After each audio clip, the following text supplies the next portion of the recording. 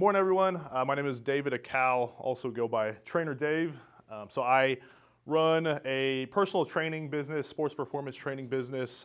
So personal trainer, but I guess I've kind of more so turned into an entrepreneur and a business owner. I'll tell you my background. So I was born and raised here in Wichita, Kansas. Went to high school at Capon, graduated from there in 2017. From there, I went to Coffeyville Community College to play football for 2 years, and I majored in health and physical education. And then from there, I went to Friends University for 2 years, where I played football there as well. Graduated in December of 2020 with my degree in health and physical education, but became a personal trainer because I loved just the grind of getting better, through the weight room, through sports performance. I never really was, I never really wanted to become a football coach, but I just loved, the strength conditioning, the speed and agility. I think it really helped me as a player, and it just helped me become a better person. You learn a lot of life lessons, through the weight room, and just it's increased my self-confidence. It's really changed my life, and so when I was in high school, I knew I wanted to get into that field somehow, and I was always really intrigued by entrepreneurship. I remember when I was a kid, I would set up lemonade stands, and that was kind of, I guess, my intro into entrepreneurship. But when I was at Friends University, I got a part-time job at the YMCA as a personal trainer. And that's actually how I met Angelo. Angelo was a member there. I'd always see him working out, and I always got to pick his brain because I knew he was an entrepreneur, and I was always blown away by the things he told me. I always respected people like him because it's a grind, it's a hustle, but it's also, I think, extremely rewarding just getting to go all in on yourself and just seeing, reaping those benefits. So I was at the YMCA for about 2.5 years. I was, kind of started, at the bottom of the totem pole and really kind of worked my way up, built my clientele. The way I kind of viewed it was I was running my own business inside of the YMCA, even though that wasn't really the case. I was on payroll. I was a W-2 employee, but I tried to have that business mentality. Like, I got to post on social media. I've got to shake hands. I've got to put myself out there in order to build my clientele. And slowly but surely, I built a clientele. I became one of the top trainers in the association. But the pay wasn't the best. Because at the YMCA or a lot of places, if you're an employee, they basically take a percentage, and they usually take the majority percentage. So a lot of times you're seeing trainers getting about 40% of what a client pays. Gym takes about 60%. And if you think about it, especially if you're bringing in your own clientele, that's a lot of income to be giving up. And so I got to the point where I felt confident in my abilities to bring in clientele, stuff like that. So pretty much from there, I went on my own, became more so self-employed, and it became even harder. A lot of people kind of doubted me, like it's because a lot of people say you might need a place like the YMCA behind you because they can help market and stuff like that. And you constantly have people walking in the doors at the YMCA, whereas if you go to a private studio, which is where I'm at now, I train at a place called Foundations Fitness. It's a private studio. I basically just pay rent to the gym, and I have to bring in my own clientele. And so you don't really have people constantly walking through the doors at a place like that. So you have to hustle and grind a little bit harder. So it's definitely made me do that. I've had to, do things like getting out into the community, running fundraiser events. I've, send press releases to the news. I've been on the news a few times. And it also takes creativity because, especially as a personal trainer, and I also work with a lot of athletes, more so sports performance, and it's a tough market because athletes are kind of seasonal. We got basketball season going on, so typically, and you guys know it, like your schedule gets so crazy with basketball season, maybe you're not able to fit in personal training during the season. So you kind of have to take that into account, with basketball season, you might lose a few clients, so that just makes it even more important to market yourself and maybe market towards spring sports, stuff like that.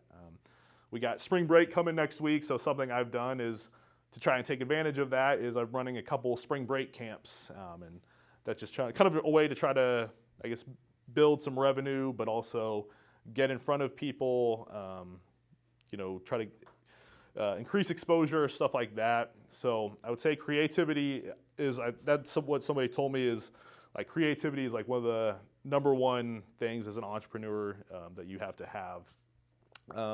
I'd also say grit is another thing. Like they say, grit is basically the power of passion and perseverance because number one, you got to be passionate about what you do, and then number two is you got to be perseverant because there's going to be hard times, there's going to be slow times, there's going to be times where you feel like things aren't going anywhere, and you've got to persevere through those times. And I feel like you got to kind of have a positive mentality. You got to think positively about what is going right, and then things that aren't going wrong, you got to just step back and say, how can I improve on this? So creativity and grit, I think, are two things you've got to have as an entrepreneur.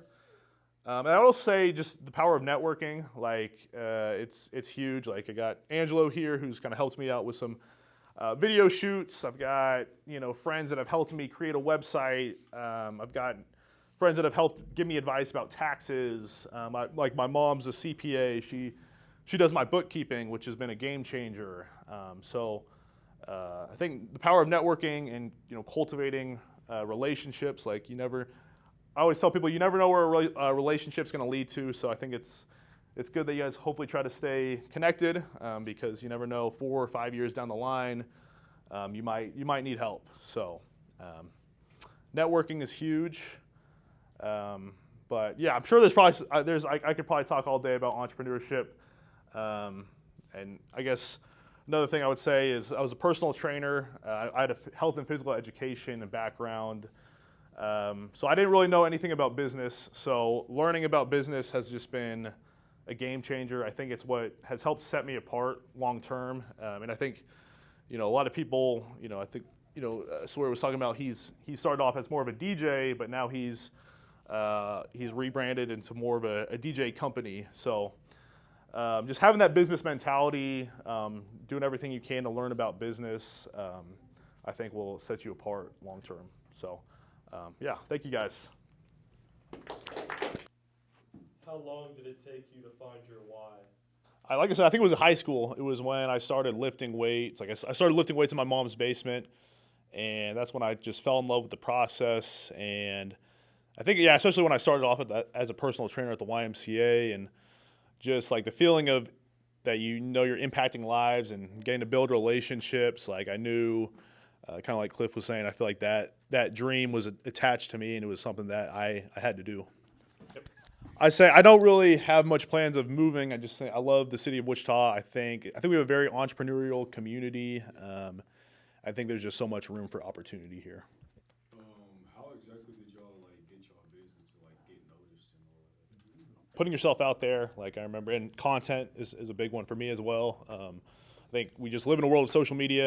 It's kind of like a non-negotiable as an entrepreneur and business owner. But I remember back when I started at the YMCA 4 years ago, you can go to my Instagram page. I post every day on Instagram, and you can go back to the beginning of my Instagram page, and you'll see my very first client from the YMCA.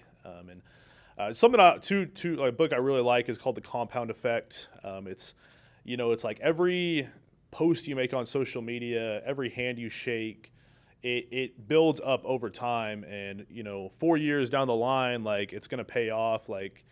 Your following is going to increase on social media. More people are going to know who you are. You're going to have more connections, and even like I said, it's going to take time.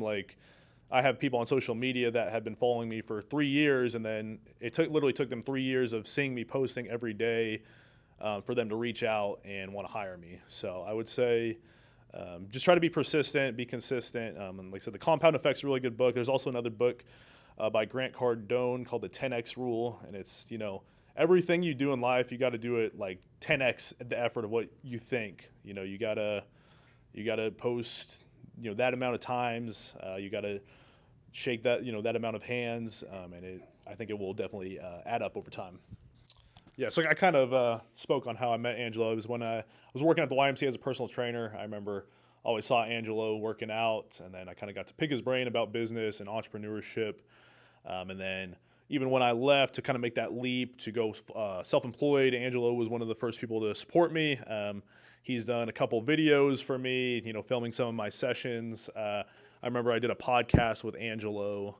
Also, give a quick tidbit about Angelo. He can bench press over 400 pounds, so probably one of the strongest people I've ever seen. So. How do y'all convince people that what y'all are like selling or serving is better than what other people are offering? The biggest thing for me is like you have to believe in what you do.